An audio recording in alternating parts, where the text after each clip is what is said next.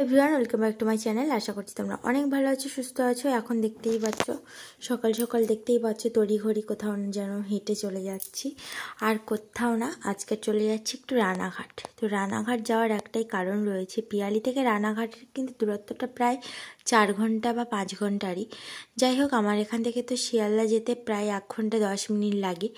আর শিয়ালদা থেকে আবারও অন্য ট্রেনে রানাঘাট যাব। তো আরও কতটা টাইম যাবে জানি না। তো আমার মেয়েকে দেখো, এই ড্রেসটা আজকে পরিয়ে দিলাম। আর ও আজকে নতুন কিনেছে, নতুন কেনা হয়েছিল বাট পরানো হয়নি। তো আজকে ওকে সেটাই পরিয়ে দিয়েছে আর ও ভীষণ খুশি। আর ও একটু ক্যামেরার সামনে আসলেই যেন একটু কাতুকুতু ভাব চলে আসে। যাই হোক, তারপর স্টেশনে এলাম আর এসে আমরা টিকিট কেটে নিচ্ছি 3 জনে রানাঘাট। তো অবশেষে চলে এসেছি এখন শিয়ালদা দেখতেই পাচ্ছ শিয়ালদা প্ল্যাটফর্ম কীরকম মানে ভিড়। তো তারই মধ্যে তোমাদের সঙ্গে ভিডিওটা শেয়ার করছি। চলো এখন ঝটপট আমরা চলে যাব 11 নম্বর কাউন্টারে। 11 নম্বর প্ল্যাটফর্মে যাওয়ার একটাই কারণ, ফোনেই দেখে নিলাম যে 11 নম্বরে দিয়ে দিয়েছে লালগোলা এক্সপ্রেস। আর লালগোলা এক্সপ্রেস ধরেই আমরা যাব রানাঘাট। শিয়ালদা থেকে তো মিনিমাম 2 ঘন্টা কি 1 ঘন্টা 50 মিনিট এরকম টাইম লাগে। এই দেখো লালগোলা এক্সপ্রেসের দিকে এখানে দিয়ে দিয়েছে, তার জন্য লোক সব ছুটোছুটি করে আসছিল। লালগোলাটাতেই বেশি জ্যাম হয়েছিল, প্রচুর মানে সিট নেওয়ার জন্য লোক আর কি বেশি ছোটাছুটি করে আর কি। আমি অ্যাট লাস্ট আমার মেয়েকে কোলে নিয়ে নিয়েছি আর আমার ব্যাগটা হচ্ছে বরের কাছে। তো অবশেষে ট্রেনে উঠে গেছি, সিটও নিয়ে নিয়েছি, সিট পেয়ে আর আমরা বসেও গেছি আরামসে। তো এখন কিভাবে খুলবো টিফিন কৌটোটা সেটাই পারছিলাম না। ওর জন্য বাড়ি থেকে একটু ম্যাগি বানিয়ে নিয়ে এসেছিলাম, সেই কারণে ওকে এখন একটু খাইয়ে নিচ্ছি। আর অনেকটা রাস্তা, ও এতক্ষণ না খেয়ে পারবে না। আমরা না হয় বড়রা একটু প্রবলেমের মধ্যে খেয়ে নেবো ঠিকঠাক করে। তো চলো আমরা এখন দেখতে থাকো, তারপর তোমাদেরকে পৌঁছে গিয়ে অবশ্যই একটা ভিডিও করে শেয়ার করব। তবে জানি না কীরকম ভিডিও করতে পারবো, কারণ প্রচুর জ্যাম। এতটা জ্যামের মধ্যে ফোনটাই বের করতে সাহস হয় না। এইভাবেই আমার ফোনটা বুঝি কেউ নিয়ে নিল। তো সারাক্ষণ এরকম করে ফোনটা আমি হাতের মধ্যে নিয়ে রেখেছি। তারপরে মেয়েকে খাইয়ে নিচ্ছিলাম। ও আবার একটু বসে বসেই খেতে পছন্দ করে, তো পড়েও যাচ্ছিলো। এই দেখো প্ল্যাটফর্মে এখনও ট্রেন ছাড়েনি।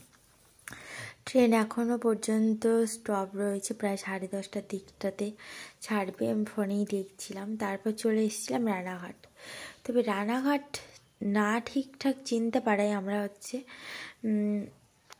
নিচে সিঁড়িপথ দিয়ে চলে যাচ্ছিলাম। তারপর আবার লোকের কাছ থেকে শুনে তারপরে মেন গেট থেকে সোজা চলে যাচ্ছি, বললে 2 মিনিট লাগবে।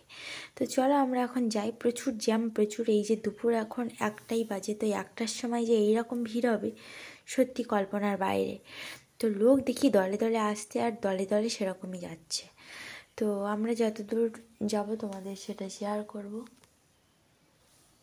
তো তার একটাই কারণ রয়েছে, অনেক বছরের একটা শখ ছিল আমার যে একটা পলা বাঁধানো নেব এই দোকানটা থেকে। এই যে জেএন জুয়েলার্স MS দেখতেই পাচ্ছ। তবে এটা আমি ফোনেই দেখে নিয়েছিলাম, ইউটিউবে অনেকেই নিয়েছে। তবে আমি অনেক দিন আগে থেকে ওনার সাথে কন্ট্যাক্ট করি, ওনাদের সাথে। বাট অবশেষে আমার এই মিনিমাম 2 বছর পর আমার স্বপ্নটা ফুলফিল হলো। তবে জানি না এখনও পর্যন্ত মালিক মশাই আসেননি। তো তারপর আসার পরে মালিককে বলার পর মালিককে বললাম যে আমরা তো সেই দক্ষিণ 24 পরগনা থেকে আসছি, বেশ অনেকটা দূর। তো আপনি একটু তাড়াতাড়ি যদি করে দেন তো ভালোই হয়, ভীষণ উপকার হয়। তো এই করে আর কি ওনাকে বললাম। উনি বললেন ঠিক আছে, কোনো প্রবলেম নেই, আপনার একটুখানি ওয়েট করুন। তারপর হাতের মাপ টাপ সব কিছু দিলাম, দিয়ে তারপরে তোমাদেরকে বাড়ি গিয়ে একটা পরে ভিডিওতে শেয়ার করব যে কেমন হয়েছে। বাট উনি এখন দেখতেই পাচ্ছ পলার উপরে সোনাটাকে বসাচ্ছেন আর কি। মানে তাড়াহুড়ো করলে কোনো জিনিস একটু কিন্তু হেরফের হয়েই যায়।